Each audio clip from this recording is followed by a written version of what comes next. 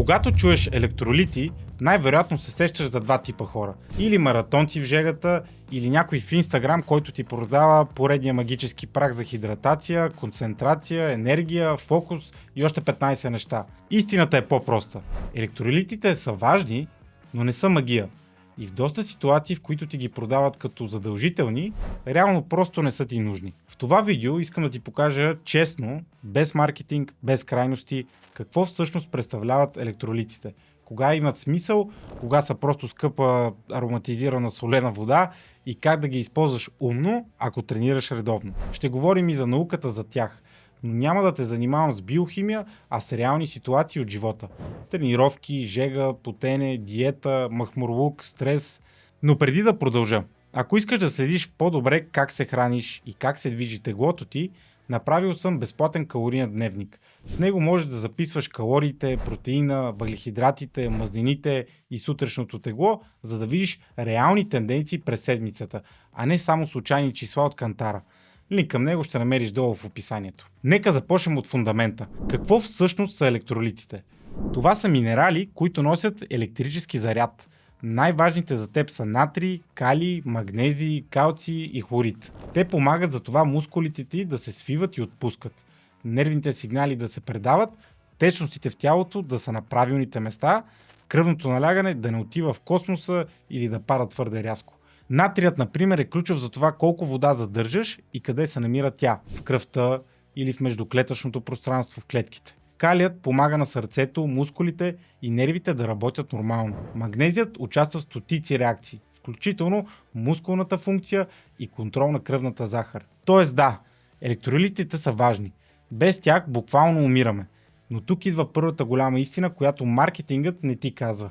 Ако се храниш нормално, пиеш вода и не правиш екстремни неща, най-вероятно вече си в норма. Тялото е доста добро в това да поддържа баланса, ако не му пречиш. Кога обаче си струва да мислиш по-сериозно за електролити? Първата ситуация е дълга и интензивна тренировка, при която се потиш здраво, особено в жегата. Не говорим за 40 минути фитнес в климатизирана зала. Говорим за над един час силно потене, като интервали, кросфит, футбол, тичане, тежка тренировка в гореща влажна среда. Да, тогава губиш не само вода, но и натрий, и калий, малко магнезий. Ако просто изпиеш литър-два чиста вода, можеш да разредиш натрия в кръвта прекалено и да се почувстваш по-зле, въпреки че уж си хидратиран. При екстремни ситуации това състояние води до ниско ниво на натрий, което може да стане дори опасно, ако се прекали с водата. Втората ситуация. Много дълго пребиваване в жега с потене, строителство на слънце, походи, работа навън, дори плаж. Ако реално изгаряш и не спираш да се потиш. Третата. Повръщане и диария. Но там повече говорим за медицински теми и орални рехидратиращи разтвори, не за фитнес шейк. Във всички тези случаи електролитите имат смисъл.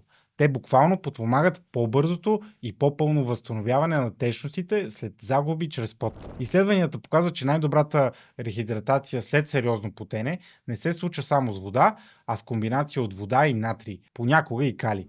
Тогава тялото задържа по-добре течностите и плазменият обем се възстановява по-пълно. Но нека махнем науката и да го кажем човешки. Ако просто си направил 45 минути гърди и ръце в нормална зала, не ти трябва специална напитка с електролити за 5 лева пакет. Ако си тичал 90 минути в жега, потиш се като луд и тениската ти е мокра, тогава вече има логика да добавиш натрий и другите минерали. Разликата е в контекста. Голяма част от електролитните продукти днес се продават все едно всеки е триатлонист, живеещ в Сахара. Истината е, че повечето хора имат заседнал начин на живот, ходят един час на фитнес и това е. При такъв живот нуждите ти от електролити спокойно се покриват от нормална храна. Сол в храната, плодове, зеленчуци, млечни продукти, ядки, месо, минерална вода. Натрий от солта, калий от картофи и банани, домати, бобови храни, магнезий от ядки, зеленолистни зеленчуци, пълнозирнисти храни. Няма магия. Проблемът не е в това, че нямаш електролити. Проблемът е в това, че се храниш зле. Нека поговорим и за другата голяма заблуда. Ако пия повече електролити, ще съм по-хидратиран. Не.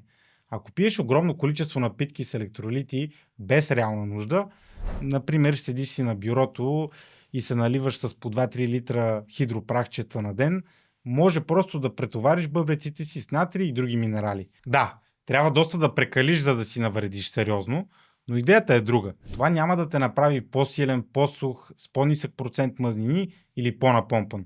Ще те направи просто човек, който излишно харчи пари и солидно подслажда водата си. Тук идва и темата с захарта. Много електролитни напитки са по същество спортни напитки. Комбинация от вода, натрий, понякога калий плюс бързи въглехидрати, като глюкоза, фруктоза, малтодекстрин. Това има логика в определени ситуации. По-дълги тренировки, състезания, многократни натоварвания в един ден. Тогава въглехидратите в напитката помагат на издръжливостта и отлагането на умората, а натрият подобрява задържането на течностите. Но ако ти правиш 1 час силова тренировка, а целта ти е да отслабнеш, да държиш калориите под контрол, да намалиш мазнините, допълнителните 150-200 калории от спортната напитка просто те дърпат назад. За такива случаи водата е напълно достатъчна. Ако много искаш електролити, има беззахарни варианти, има таблетки, има прахове без въглехидрати. Пак не са задължителни, но поне не ти бутат калориите нагоре. Друг важен момент. Много хора слагат в една група загуба на електролити и мускулни крампи. Реалността е по-сложна. Да, има изследвания, които показват, че определени електролитни напитки намаляват риска от крампи след усилие, особено ако съдържат натрий и магнезий. Но крампите не са само от електролити. Те са комбинация от умора, нервно-мускулна възбуда, натоварване и понякога дехидратация. Тоест, електролитите могат да помогнат, но не са вълшебно хапче, което спира всички крампи. И тук стигаме до практичния въпрос. Добре, аз тренирам 3-5 пъти седмично. Правя силови тренировки, понякога кардио, не съм професионален атлет. Какво да правя с електролитите? Моят честен отговор. Ако храненето ти е нормално и не тренираш повече от 2-3 часа в жега, добавките с електролити най-вероятно са ненужни. Ползвай ги единствено, ако правиш дълги тренировки в топло време и се потиш много, тренираш 2 пъти на ден, работиш тежък физически труд в жега или си в период на по-сериозен дефицит и се чувстваш плосък, изморен и се потиш доста. Иначе солта в храната върши работа. Как да ги използваш, ако все пак имаш реална нужда? Първо гледай натрия. Той е основният електролит, който губиш чрез пот. В повечето електролитни прахове има между 300 и 1000 мг натрий на литър. Ако много се потиш, тренираш дълго и пота буквално капе от теб, по-високия диапазон има логика. Ако си средно положение, по-ниските стойности са напълно окей. Второ, гледай контекста на деня. Ако цял ден си седял, вечер правиш тренировка 1 час и не се потиш зверски, една нормална минерална вода, малко сол в храната и готово. Ако обаче през деня си бил навън в жега, почти не си ял, вечер правиш тежка тренировка и се чувстваш като парцал, тогава електролитната напитка може да ти помогне да се възстановиш по-бързо. Трето, не забравяй, че храненето остава фундаментът. Електролитната напитка върху лошо хранене е като да смениш чистачките на кола без двигател. Да, ще е малко по-добре, но не решава основния проблем. Затова ти казвам и за калорийния дневник. Ако започнеш поне 1-2 седмици да записваш основните неща, като калории, протеин, въглехидрати, мазнини и сутрешно тегло, ще видиш много по-ясно къде бъркаш. И тогава електролитите ще са просто дребен детайл, а не решението на проблема. Линк към дневника е в описанието. Свали го, принтирай го или си го попълвай дигитално. Няма значение. Важното е да виждаш картината, не да гадаеш. И още нещо. Пази се от детокс и хидратиращи прахчета, в които има повече маркетинг, отколкото натрий. Ако на опаковката пише електролити, а вътре има 20 мг натрий и 40 мг калий, това е смешно. Тялото ти губи стотици милиграми натрий при сериозно потене. 20 мг са колкото 2 щипки сол. Плащаш за вкусна, ароматизирана вода, не за сериозно възстановяване. По-добре си пиш щипка сол в нормалната вода и си спести парите. Също така не забравяй, че има и друга крайност. Хора, които са на диета, но солят като за последно, пият електролитни напитки постоянно и после се чудят защо изглеждат попухнали, задържат вода, лицето им е по-пълно. Това не е чиста мазнина, но визуално стои неприятно.